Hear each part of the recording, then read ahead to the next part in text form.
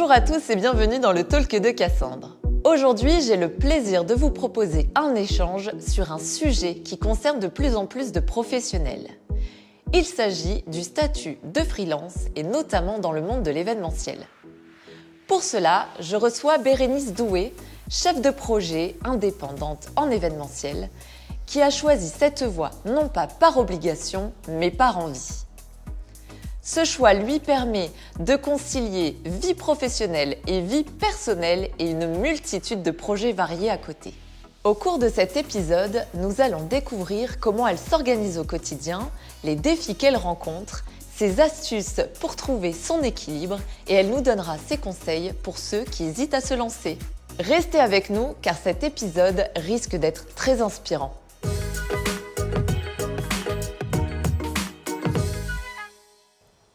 Bonjour Bérénice. Bonjour Cassandre. Bienvenue dans le Talk de Cassandre. Je suis ravie de te recevoir pour parler de ton parcours passionnant et surtout de ton approche très personnelle de notre métier.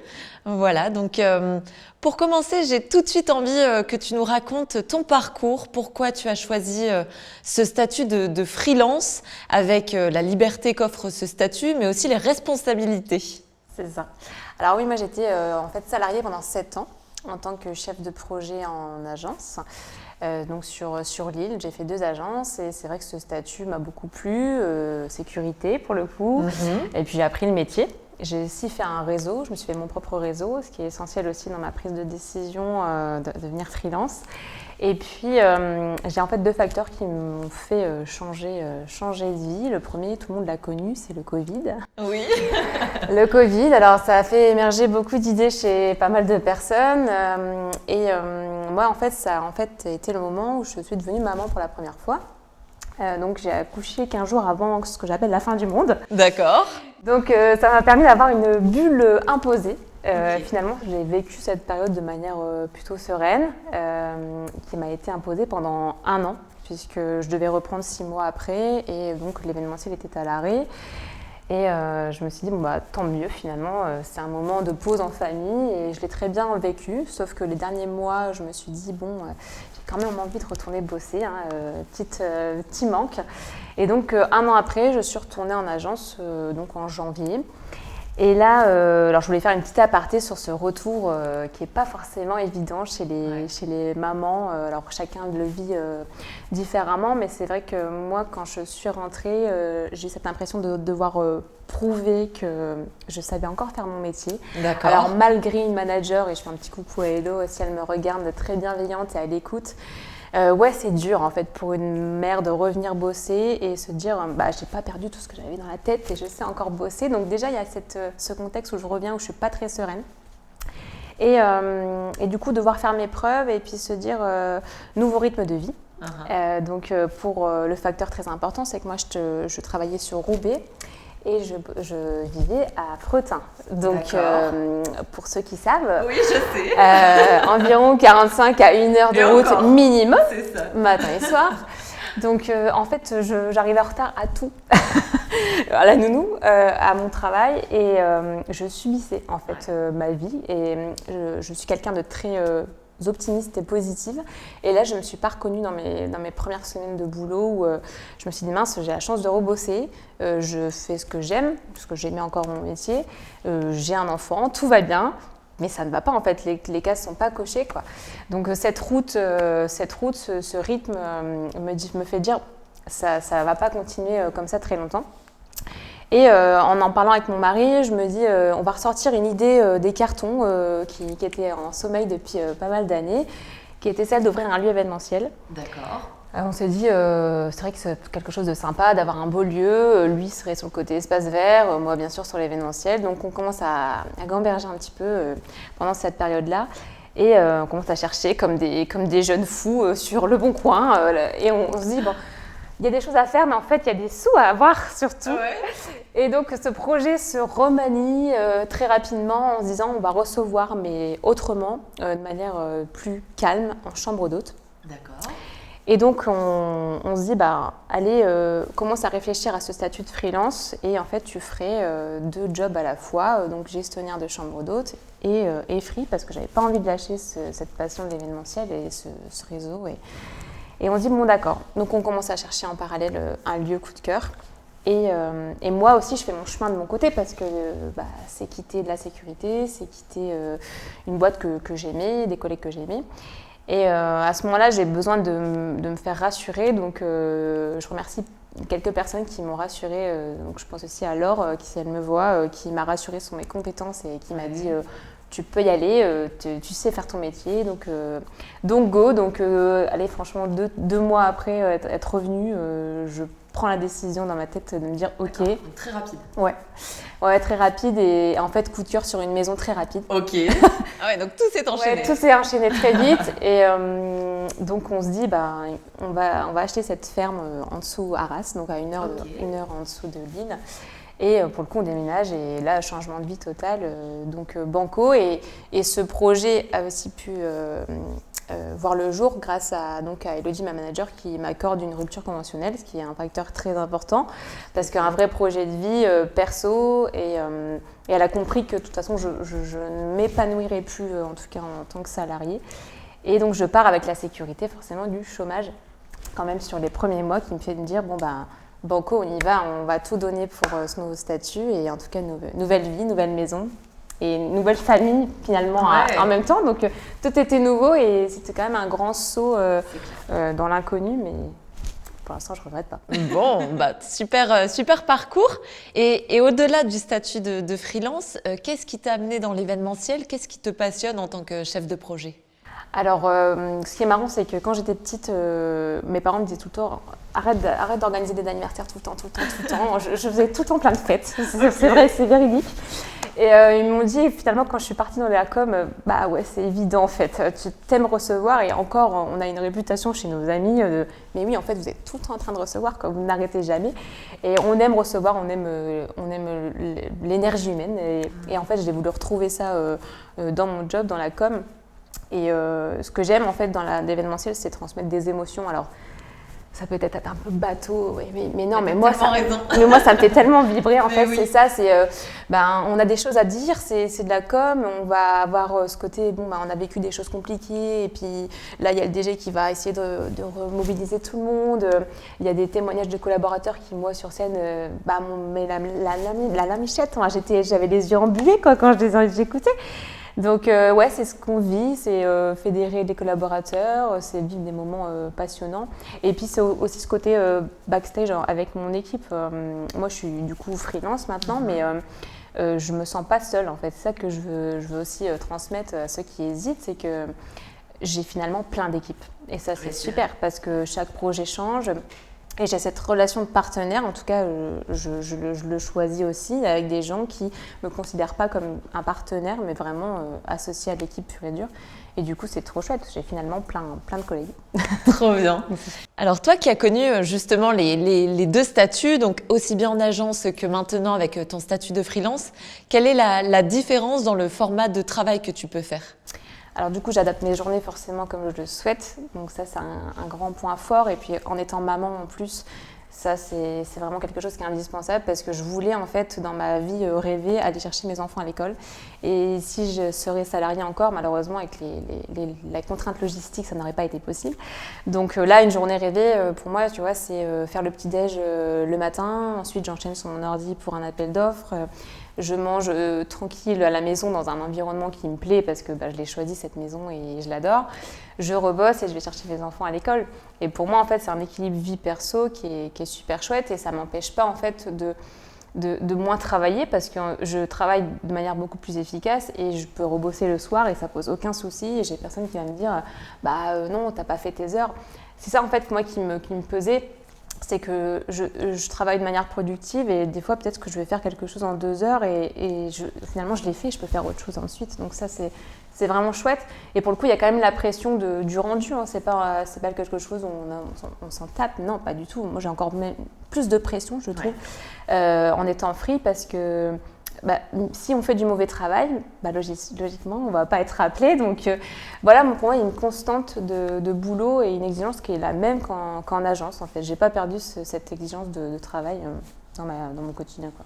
Et alors, si tu devais nous donner peut-être 1 ou 2 avantages d'être freelance? Choisir aussi des projets qui sont en raccord avec mes valeurs aussi. Donc ça, en fait, je l'ai vu plus je suis avancée dans le métier.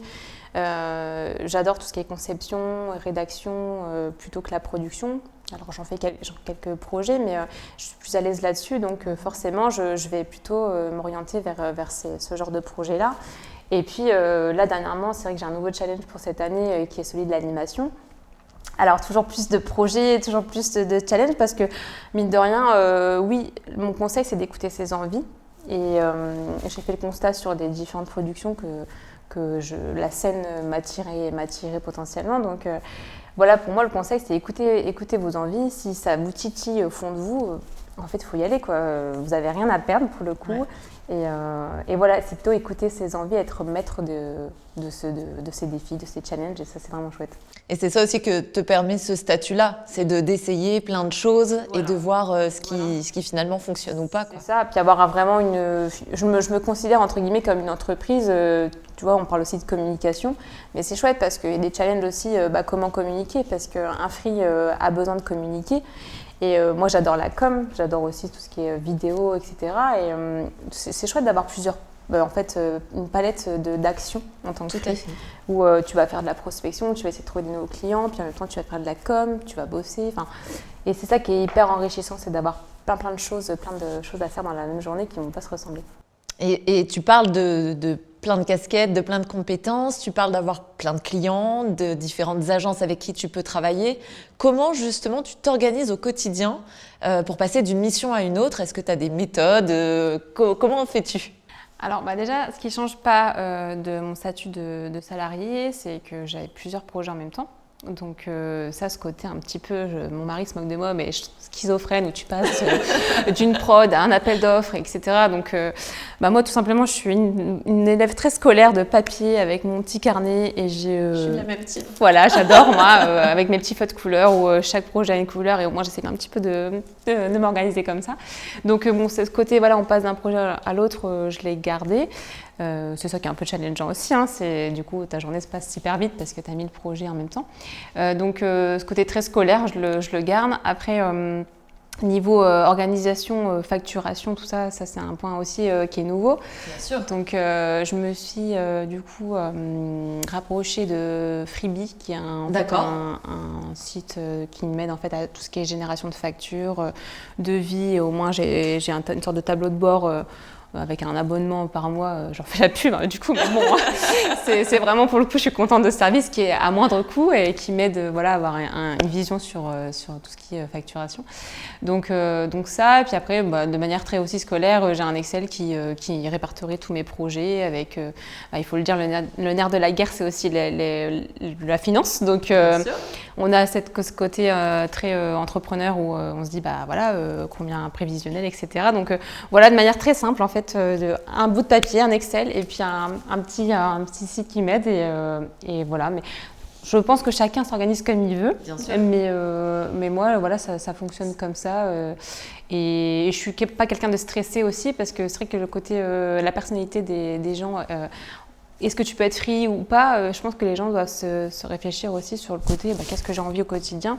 Et moi, je suis pas quelqu'un de stressé, donc je suis pas à me dire oh là là, j'ai pas d'appel pendant 10 jours. Bon, c'est pas grave, moi je le vois l'opportunité de faire autre chose. Tu vois, chez moi, j'ai une grande maison, donc j'ai 1000 trucs à faire. Donc c'est ça aussi, il faut se dire, est-ce que je suis apte à être free? Parce que des fois, on peut pas être appelé pendant 15 jours et se dire, qu'est-ce que je fais quoi? Ouais, t'as raison. Voilà, donc il faut se dire un état d'esprit où est-ce que oui ou non, je le sens ou pas? C'est pareil, du coup je rebondis sur un autre sujet, mais pas de collègues au quotidien, pas de face à face, en tout cas moi qui à 1 heure, c'est plutôt rare, même si du coup je me déplace quand il faut. Et moi, tu vois, je me suis découvert une nouvelle facette de moi qui est le côté un peu solitude. Bah, j'adore être seule chez moi pour bosser dans mon projet. Calme. Ouais, et en fait, c'est une sorte de pause. Alors, peut-être que depuis que je suis une maman, peut-être j'ai besoin de calme, je sais pas. C'est peut-être ça aussi. Mais je savais pas, en fait, tu vois, en tant que salariée, tu es toujours dans le bois et tout. Et là, je me suis découvert cette facette de moi. Je me dis, en fait, j'aime bien être tranquille, soit dans ma cuisine, soit dans mon salon, parce que je pose vraiment le bureau attitré. Et se retrouver là pour bosser. Donc finalement, on se découvre aussi une nouvelle personnalité, tu vois, en changeant de statut. Et justement, il y a des périodes plus calmes, il y a des périodes où on a beaucoup de projets en même temps. Comment tu vas prioriser peut-être les attentes des clients qui, forcément, eux, priorisent leurs projets? Ouais, Comment ça, c'est toujours un peu le challenge. C'est pareil, j'essaie de me dire les dates de rendu, les prods, mais on a des to-do list. De toute façon, les freelances, les chefs de prod, on a des to-do list à rallonge. Donc, comme en chef de projet salarié, c'était la même technique. Il n'y a pas de technique. Tu te dis simplement, la deadline, elle est plus proche de là, je suis relancée par telle personne. Donc, c'est plus de la priorisation. Timing. En termes de timing. Et puis aussi la faculté d'estimer ton temps de travail. Ça, c'est complexe au début. Quand les gens te disent, tu me fais un devis pour répondre à tel appel d'offres, tu vas passer combien de temps? Moi, je sais qu'au début, alors j'ai nagé complètement. Je sais pas, 2-3 jours, parce que forcément, tu réfléchis pas en 15 jours. Tu as 15 jours pour répondre, parce que tu vas pas bosser pendant 15 jours non-stop. Donc c'est ça aussi qui est un petit challenge quand tu deviens free, parce que c'est compliqué d'estimer le temps de travail. Bon, maintenant, après, tu t'y fais parce que tu as l'expérience. Mais ça, c'est un peu déroutant au début. Et en termes de créativité, est-ce que c'est un avantage ou pas d'être à son compte? Est-ce que ça te permet peut-être de stimuler autre chose? Alors, la manière de travailler, elle est la même pour moi. La créativité, pour moi, elle vient d'une sorte de melting pot d'idées de ma team, en fait. Pour moi, il n'y a pas une idée, une personne. Donc, je ne vais pas te mentir en disant que j'ai plus de temps pour aller voir des expos ou faire de la veille. Ça, c'est un peu, je trouve, le truc rêvé quand tu te dis oh là là, je vais avoir plein de temps pour faire de la veille. Alors peut-être qu'il y en a qui l'ont et bravo à eux, mais moi, c'est pas mon cas. Alors peut-être que c'est aussi avec ma vie perso de maman, parce que tu vois, tous les mercredis, j'ai mes mercredis avec mes enfants. Donc le temps, je le prends pour autre chose et en tout cas pour mes chambres d'hôtes notamment. Là, pour le coup, pas mal de travaux. Donc la créativité, pour moi, elle n'a pas changé sur le modèle. C'est toujours du collectif et puis chaque projet est différent, donc c'est du challenge à chaque fois, de veille pour le projet, mais la manière de bosser, non, elle n'a pas changé. Tu parles de ton mercredi avec les enfants, du coup tu ne travailles pas tous les mercredis? Très rarement, en fait. Je m'impose, s'il y a des réunions à faire, au mieux de ne pas les caler le mercredi, parce que du coup, ça m'impose d'avoir une babysitter ou une nounou, et il n'y a pas école le mercredi, donc franchement, à 90%, je ne travaille pas le mercredi, non. Ou alors je travaille le soir, quand j'ai vraiment des choses à rendre qui sont urgentes. Mais non, je priorise du coup mes enfants le mercredi. Et en termes de quantité, est-ce que tu te limites à un certain nombre de projets par mois ou comment tu fais? C'est pas forcément un nombre, mais c'est en termes de temps de travail, on en parlait, d'estimer si j'ai un appel d'offres, si j'ai une production, et là d'un seul coup il y a un autre appel d'offres, ça m'est arrivé de gérer 3 choses en même temps. J'ai dû refuser, c'est rare, mais j'ai dû refuser peut-être 3-4 fois dans l'année un projet, même si j'avais envie d'y aller. Mais là, je me suis dit, je ne vais pas en fait rendre quelque chose de qualitatif. Et donc non, je refuse, j'ai pas le temps, la deadline est trop courte. Donc il faut savoir refuser aussi, parce que sinon, on va, je pense, détériorer le rendu et ça ne va pas nous servir. Bien sûr. On parle de tous les avantages, mais est-ce que tu vois aussi des défis? Les défis, c'est se faire appeler. Se faire appeler, ne pas communiquer, ne pas qu'on nous oublie. Donc ça, c'est tout le défi que je te disais par rapport à la com et puis aller chercher de nouveaux clients. Moi, quand je me suis lancée, c'est vrai que j'ai dû sortir de ma zone de confort, d'aller taper à des portes, et ce que j'avais jamais fait, de la démarche commerciale. Et c'est vrai que c'est pas facile pour tout le monde. Et c'est là où j'ai décroché un de mes plus gros clients, donc je ne regrette pas d'avoir juste été dire on déj ensemble et finalement c'est une collab qui dure depuis 2 ans. Donc ça c'est sortir de sa zone de confort, d'aller chercher des clients, c'est pas simple. Et puis il y a quelques fois où j'ai eu des petits moments de solitude pour le coup, mais négatifs dans le sens où tu vas gagner un appel d'offres, tu as ce côté équipe où tu as une joie immense et tu la partages et tu vas déjeuner avec la team. Et là, une fois, je me rappelle avec Sagarmatha, pour les citer, on a gagné un appel d'offres en live et j'étais en FaceTime avec eux. Et en fait, on apprend cette victoire et du coup, eux exultent de joie et moi, je suis à 1 heure et j'ai qu'une envie, c'est avec eux. Ouais. Et puis voilà, aller fêter ça. Et donc là, je me rappelle avoir fermé la conversation et dire ah ouais, là ça dure. Mais c'est tellement un film en fait, et on est tellement content d'avoir gagné que la joie d'avoir gagné. Voilà, mais c'est juste des petits moments comme ça où on se dit on aimerait bien être sur place, mais c'est un film pour moi. Voilà. Après, il y a forcément la gestion financière de se dire est-ce qu'on va gagner assez dans le mois pour aller faire ses courses et tout ça, mais je pense que si on allie une bonne com, un bon travail, j'espère, et une bonne gestion au niveau financier, de se dire j'économise chaque mois, parce que aussi il y a ce côté-là, faut pas se dire là j'ai super bien gagné en février, je vais tout dépenser. Non, il y a ce côté aussi raisonnable de se dire je pense que ça fonctionne et je vois pas beaucoup de points négatifs du coup moi dans ce statut-là. Et alors justement, quel est le conseil primordial selon toi que tu pourrais donner à quelqu'un qui a envie de se lancer ? Le premier, vraiment, c'est savoir si la personnalité correspond au statut. Comme je te le disais, est-ce que j'ai besoin d'être avec des collègues tous les jours ? Est-ce que je peux travailler seule ? Alors oui, il y a des espaces de coworking pour ceux qui veulent faire aussi un mix, c'est pas mal aussi. Mais vraiment la personnalité de se dire, est-ce que je suis quelqu'un aussi de trop stressé, de trop anxieux ? Est-ce que je vais supporter ce côté incertain ? Ouais. Ça, c'est important de s'auto-évaluer. Avant de se lancer et puis se dire est-ce que, alors pas les compétences, je pense que chacun sait si on a les compétences et se faire aussi rassurer comme moi je l'ai pu le faire, avoir des avis extérieurs, mais se dire est-ce que c'est un projet de vie qui correspond avec ma vie perso aussi, parce qu'il y en a qui veulent peut-être bosser plus tôt le soir, chacun a une famille différente, donc c'est en fait faire une sorte de mix entre ma personnalité, ma vie c'est quoi, ma vie perso c'est quoi, une sorte de projet de vie, tu vois, moi j'aime bien dessiner sur papier et se dire mon idéal de vie c'est quoi, et voir si ça peut coller. Et puis après on se lance, j'ai envie de dire on n'a pas grand chose à perdre. Oui, aussi. On teste et puis l'idéal effectivement c'est d'avoir une rupture si vous êtes salarié parce qu'on a ce côté sécurité pendant quelques mois, c'est sûr. Donc voilà, il y a plusieurs facteurs, mais j'ai envie de dire ça vaut tellement la peine de suivre ses envies en fait, c'est ça, de suivre ses envies qui sont là enfouies et se dire on aime son boulot quoi. Je veux dire, on bosse tellement pas tous les jours et dans l'année que ça serait dommage d'aller des pieds de plomb travailler. Tout à fait. Et quelle est ta plus grande fierté ?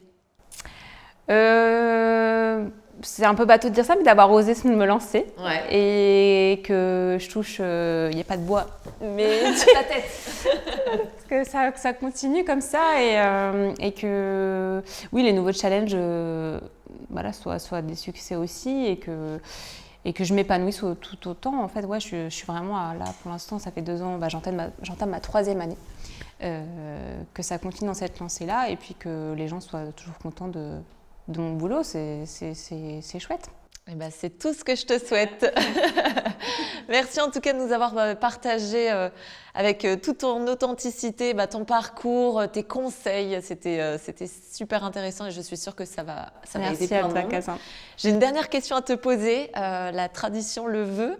Quel est l'événement auquel tu rêverais de participer ?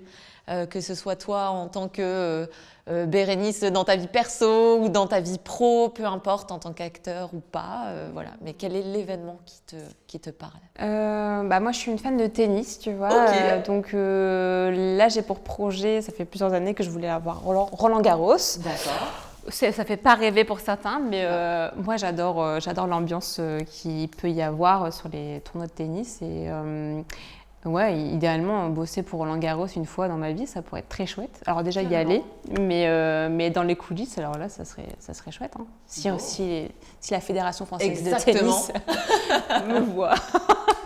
Toute la créativité en coulisses. Hein, je m'en occupe, sans problème. Voilà. Bon, super, merci de nous avoir partagé tout ça. Et puis on se dit à très vite. Merci Cassandre. C'était le talk de Cassandre. Merci à tous de nous avoir regardés. N'hésitez pas à nous partager les personnes ou les sujets qui pourraient vous intéresser. Je serai ravie de lire toutes vos recommandations. À bientôt!